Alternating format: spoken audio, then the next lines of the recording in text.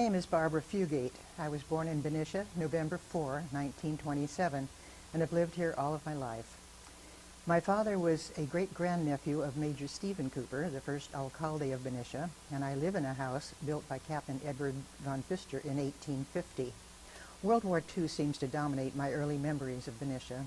My dad, Leslie Cooper, worked for the Southern Pacific Railroad out of Port Costa, as did fellow Benicians Bill Danke and Sam Harrison, among others. Few Benicians had automobiles, and these SP employees commuted to work on their boats. To take advantage of tidal conditions, my father built a wharf extending from the caves at the end of West G Street out some distance to where there was always sufficient depth to accommodate water traffic. In peacetime, our family enjoyed using the boat for fishing and trips to the Delta during duck hunting season.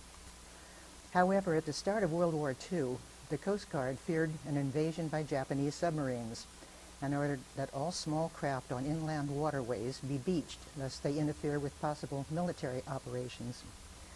My father had to buy a 1930-something Ford, the first family car I can remember, although there were the dismembered remains of something called a Stevens in the barn behind our home. After Pearl Harbor, Benicia went into full wartime mode.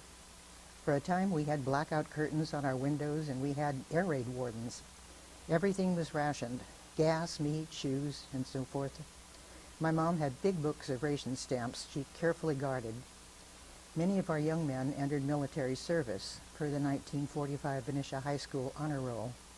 Sam and Anna Harrison's son John joined the Navy and became one of our first to be lost in action. We even had a ground observer corps to report the movement of aircraft over our vital war industries. Benicia's outpost was on the Scotty Glass Duck Club property off what is now Highway 680.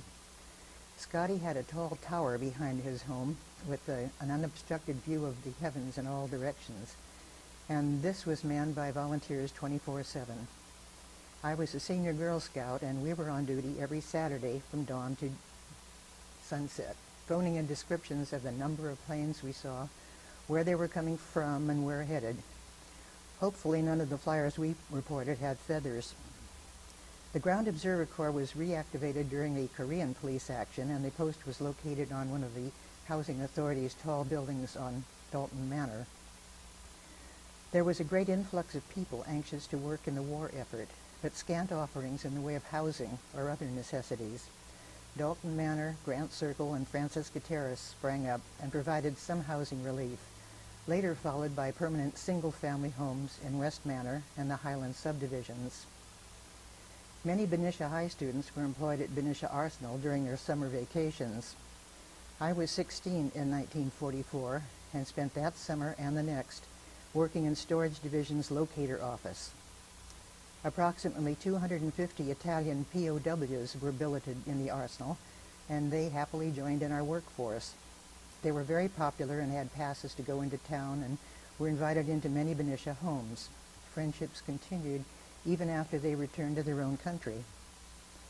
In August of 1945, we received word the war had ended, and the entire arsenal workforce emptied into the streets in celebration.